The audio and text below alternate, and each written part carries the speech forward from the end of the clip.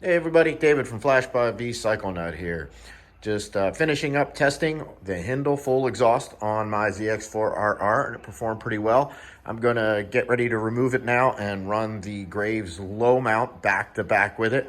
As I've mentioned many times on the ZX4RR testing, this bike varies more day to day than any bike that I've ever tested intimately. And so it's not fair to compare any runs from one day to another. Be careful about that. So I always back up any runs that I do on the same day, remove the system, and then back it right up with the Grave system. I just finished running this like 15 minutes ago. It's cooled off enough now. I'm gonna take it off, put the Graves full low mount on it, load the file up for the Graves, and run it back to back. So this is as consistent or as best that I can do to make sure that the testing is appropriate and the differences that you see. I like the system. I got the one with the little megaphone, and it is loud.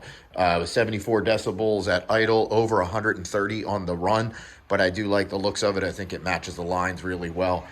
System's light, weighed in right around 9 pounds, which is almost an 11-pound savings from stock. It came with the bracket, the little solo bracket to remove your passenger pegs, which is cool.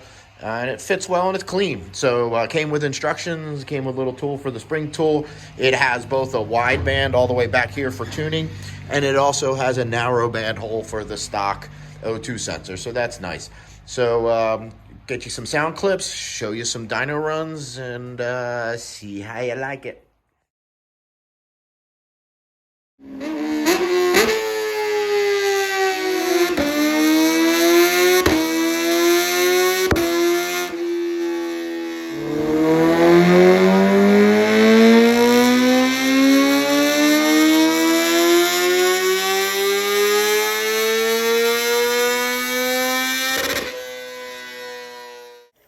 Wow, listen to that thing scream. Does she sound angry?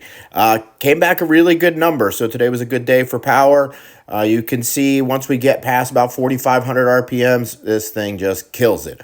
We looked in at, what's that, 21 horsepower, peak number to peak number, 5 foot-pounds of torque. But if we compare it at the new peak power RPM around 14,000 RPM, we can see we picked up 14 horsepower and 9 foot-pounds of torque. So it's just really no comparison, right? Pipe ran decent on the street, a little fluffy at the lower RPMs, but you get through them so quick, really not a big deal at all. So let's see how it did back-to-back comparing to the Graves. So, how did the Hindle do against the Graves? Did pretty damn good. Peak number we can call a wash. Some areas that the Hindle's a little better, some areas that the Graves a little better, but on top where we really care, they're about the same. This Hindle exhaust in the configuration that I got it, with the loud configuration with the small canister, it's somewhere between $800 and $900. If you wanted something a little quieter, it's going to perform the same with the larger canister. It's just going to do a better job of knocking down the noise.